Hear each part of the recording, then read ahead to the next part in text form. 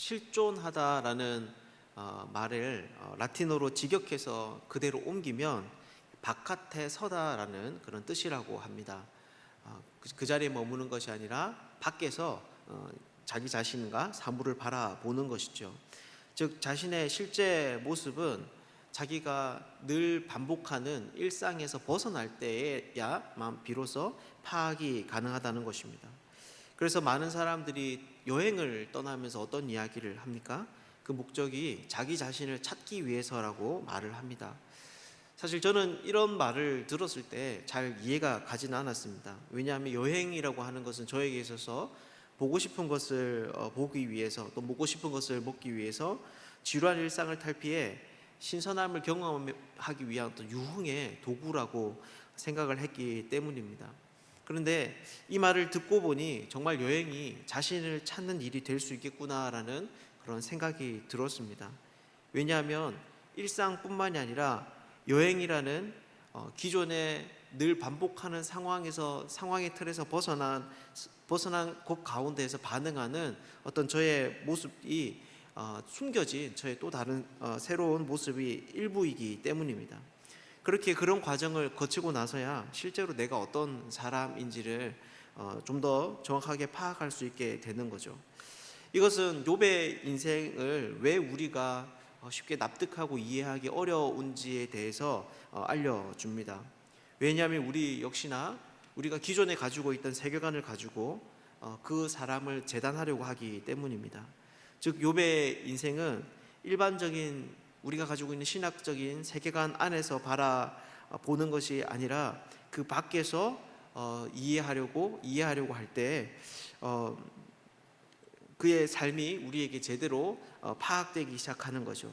그런데 오늘 본문에 우리가 쭉 읽어보는 욥의 친구들은 여러분 어떤 것입니까? 그런 일상에 자기들이 기존에 가지고 있는 규정된 틀 안에서만 욥을 이해하려고 하고 있습니다. 그러니 그들의 판단에 있어서는 계속 오류가 나고 있는 거죠. 여러분, 그렇다면 왜 욥의 친구들은 이렇게 자신들의 세계관 밖에 서서 욥을 바라보려고 하지 않는 것일까요? 왜 이렇게 자기들의 판단이 계속 엇박자가 나고 있다는 것을 확인하고 있음에도 불구하고 자신의 생각을 수정하려고 하지 않는 것일까요? 오늘은 그것에 대해서 함께 좀 살펴보도록 하겠습니다. 오늘 본문은 욥에 이어 또 다른 친구 빌닷이 두 번째 자신의 발언을 이어가는 그 시작 지점입니다. 이때 빌닷은 어떻게 말하고 있습니까? 그것에 대해서 말해주는 것이 5절에서 21절에 해당하는 이야기입니다. 이 이야기가 바로 이 빌닷의 마음을 그대로 잘 나타내고 있는 거죠.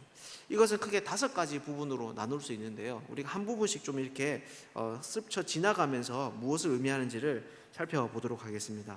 먼저 첫 번째는 5절에서 6절을 하나의 단락으로 이렇게 묶을 수 있는 것 같습니다. 그런데 여기에 보면 주로 등장하는 단어들이 빛, 불꽃, 또 어두움, 이런 그 이미지들이 등장하는데, 여기에서 빛, 불꽃이라고 하는 것은 긍정적인 것이고, 또 어두움은 후자는 그 이제 부정적인 것입니다. 이것은 흔히 잠언에 나오는 지혜에 관련된 주제들에 관련되는 이제 이미지들인데요. 잠언 4장을 보면 의인에게는 빛이, 악인에게는 어둠이 찾아온다는 주제를 담고 있습니다.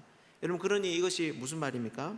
바로 빌닷은 잠언에 나오는 이야기를 통해서 욥이 악인이라고 하는 그 사실을 사실화하고 있는 것입니다. 그래서 그는 욥의 삶을 두고 악인이 당하는 그 큰 재앙을 지금 당하고 있다, 이렇게 이야기를 하고 있는 거죠. 이런 논조는 사실 이후에 이어지는 네 문단에서도 계속 이어집니다. 그래서 어떤 분들은 이런 빌닷의 이야기를 보면서 지옥에 관해서 가장 탁월한 설교 중에 하나다, 이렇게 이야기를 합니다. 두 번째 단락은 무엇입니까? 7절에서 10절에 해당하는 말인데요. 여기에 보면 스스로 빠지다, 올갈미, 올무, 덧, 이런 단어들이 계속 비슷하게 등장하고 있습니다. 여기서 올가미, 올무, 덧, 이것은 야생동물을 잡기 위한 것들인데, 이런 야생동물은 지혜가 없어서 미끼를 물어 결국에는 이렇게 사로잡히게 됩니다. 그래서 이런 단어들 역시나 기존의 성경에서 특히 잠언과 시편을 보면 지혜와 관련된 교훈들에서 주로 등장하는 이야기입니다. 즉 첫 번째 단락에서 말하듯이 두 번째 단락에서도 빌닷은 욥을 악인으로 고정하고 있고 그의 인생에 닥친 고난은 당연하다, 이런 논조를 이어가고 있는 거죠. 세 번째 단락도 마찬가지인데 세 번째 단락은 11절에서 13절을 우리가 볼 수 있는 것 같습니다. 여기에는 어떤 이미지가 나옵니까? 기근, 재앙, 질병, 이런 말들이 등장하고 있습니다.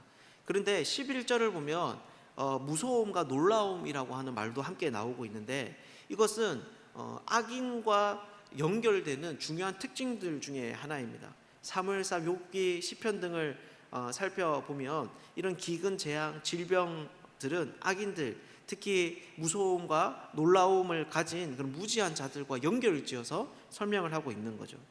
네 번째 단락은 14절에서 15절인데요. 여기에 보면 장막이라는 단어가 눈에 띕니다. 여기에 나오는 장막, 그리고 그것에 비슷한 처소라고 하는 이런 말들은 기본적으로 인간이 생존하는 데 있어서 필요한 요소입니다. 그래서 잠언을 살펴보면 악한 자와 의로운 자라고 하는 그 이분법적인 관점에서 바로 이런 처소와 장목에 관한 이야기가 많이 나오는데요. 대표적으로 잠언 14장 11절을 보면 이렇게 이야기합니다. 악한 자의 집은 망하겠고 정직한 자의 장막은 흥하리라. 여러분, 이것이 무슨 말입니까? 바로 악인은 기본적인 생존권마저도 위협을 받는다라는 것입니다. 실제 이것은 욥에게 일어났던 사건들과도 관련이 있습니다. 여러분, 욥이 재앙을 당할 때 어떤 일이 벌어집니까? 욥기서 1장 19절을 보면 거친 들에서 큰 바람이 불어와서 집 내 모퉁이를 쳐 집이 무너져 내려앉아 자녀들이 다 죽었습니다 라고 하는 그런 이야기를 욥이 듣게 되는 거죠. 다섯째 단락은 끝부분인데요, 16절에서 20절에 관한 이야기를 담고 있습니다. 여기서는 주된 이미지가 뭐냐면 기억이 사라지는 것입니다. 악인들은 사람들에게 있어서 잊혀져 버린다라고 하는 거죠. 그래서 16절을 보면 밑으로는 그의 뿌리가 마르고 위로는 가지가 시들며 17절은 그를 기념함이 땅에서 사라지고 거리에서 이름이 전해지지 않을 것이라고 말합니다. 19절은 그가 후손도 후에도 없을 것이라고 말하고 20절은 그런 그의 모습으로 천지사방에서 사람들이 몰려왔을 때 깜짝 놀라게 될 것에 대해서 말하고 있습니다. 여러분, 그런데 이런 마지막 단락도 역시나 어떤 것입니까? 잠언에 보면 악인의 삶의 결말입니다. 그래서 잠언 10장 7절을 보면 악인을 기억하는 것은 복이고 의인을 기억하는 것은 복이고 악인의 이름은 썩는다라고 이렇게 말을 합니다. 사랑하는 여러분, 그렇다면 이것이 결국 우리에게 말해주는 것이 무엇입니까? 지금 빌닷은 거룩한 하나님의 말씀을 가지고 자신이 가지고 있는 하나님에 관한 그 놀라운 지식을 가지고 욥을 공격하고 있다는 것입니다. 여러분, 하나님이 사람에게 알게 하신 그 지식이 무엇입니까? 그것은 선한 것입니다. 사람을 구원하는 것이고 복되게 하는 것입니다. 죄로부터 건져내어 바르게 살아가게 하는 온전한 것이 바로 하나님이 주신 지식인 것이죠. 그런데 지금 빌닷은 어떻게 하고 있습니까? 바로 그렇게 선한 것을, 사람을 돕고 세우고 구원하고 건져내야 되는 그 선한 지식을 가지고 오히려 욥을 고통 가운데로 몰아넣는 흉기로 사용을 하고 있는 거죠. 여러분, 그렇다면 어떻게 해서 이런 일이 벌어지게 되었을까요? 어떻게 하나님의 거룩한 말씀이 사람의 손에 쥐어졌을 때 이런 흉기로 변하는 일들이 생길 수 있을까요? 그것은 바로 빌닷이 이렇게 말을 하는 그 동기를 살펴보면 알 수 있습니다. 빌닷은 지금 어떤 마음으로 이 일을 하고 있나요? 2절을 보면 이 빌닷이 이렇게 말합니다. 너희가 어느 때에 가서 말의 끝을 맺겠느냐? 깨달으라. 그 후에야 우리가 말하리라. 이것을 다른 성경으로 번역하면 좀 더 쉽게 우리가 이해할 수 있는데 세번역에는 이렇게 이야기를 하고 있습니다. 너는 언제 입을 다물 테냐? 제발 좀 이제라도 눈치를 채고 말을 그치면 우리가 말을 할 수 있겠다, 이렇게 볼 수 있는 거죠. 그러니 지금 여러분, 이것이 무슨 말입니까? 빌닷은 지금 친구들이 한마디 말을 하면 두마디 말을 하는, 자신들보다 더 긴 말로 반박을 하는 그 욥의 이 행태에 대해서 짜증이 난 것입니다. 아무리 옳은 말로 설득해도 받아들이지 않는 욥을 보면서 화가 나고 있는 거죠. 그래서 3절을 보면 이렇게 말합니다. 어찌하여 우리를 짐승으로 여기며 부정하게 보느냐. 즉 빌닷은 욥이 지금 자기를 어떻게 이해하고 있다고 생각을 하고 있는 겁니까? 바로 어리석은 자로, 진리를 깨닫지 못해 헛된 말을 일삼는 자로 자기를 여긴다고 이제 빌닷이 그렇게 오해하고 있는 거죠. 그러니까 자기가 봤을 때 이렇게 욥이 자기를 업신여기니까 이렇게 자기를 위해 많은 말들을 해주는 것도 받아들이지 않고 끝까지 버틴다. 이게 바로 빌닷의 생각이었습니다.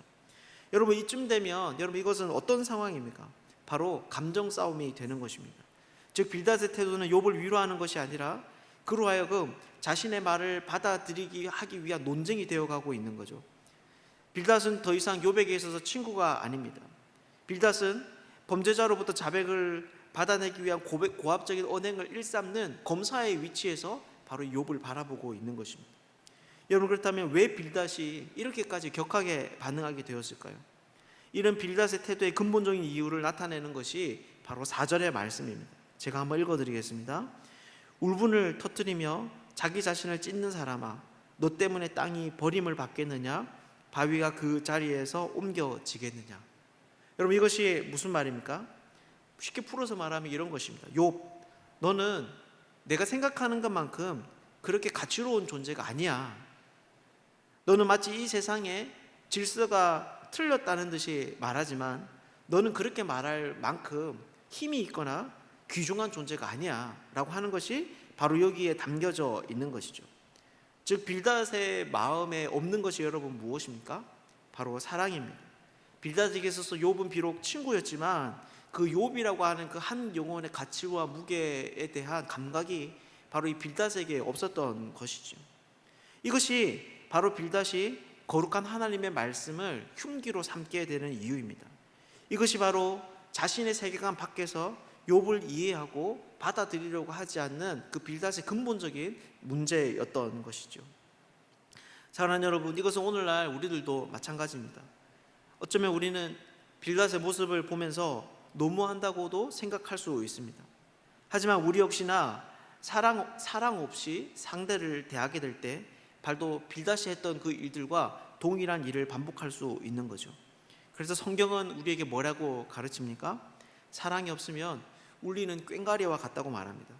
아무리 그 소리가 크고 화려해 보여도 꽹과리는 듣기 싫은 쇳소리에 불과하며 사람의 마음을 불편하게 할 수 있는 것이죠.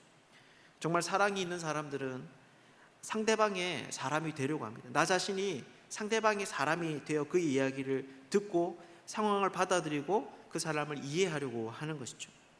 하지만 사랑이 없는 사람들은 상대방을 나의 입장에 세우려고 합니다. 나의 입장에서 상대를 쉽게 재단하고 내 의견을 상대방이 받아들이기를 강요하는 것이죠. 하지만 여러분, 어떤 사람이 진정 사람을 변화시키는 사람일까요? 어떤 사람이 뭐 하는 척 하는 것이 아니라 그 깊은 속에서부터 변화를 이끌어낼 수 있는 그런 사람일까요? 그것은 바로 사랑하는 사람들입니다. 많이 아는 사람들이 아니라, 말을 잘 하는 사람들이 아니라, 결국에는 깊이 상대를 사랑하는 사람이 사람을 복되게 하고 온전하게 하며 일으켜 세울 수 있는 것이죠.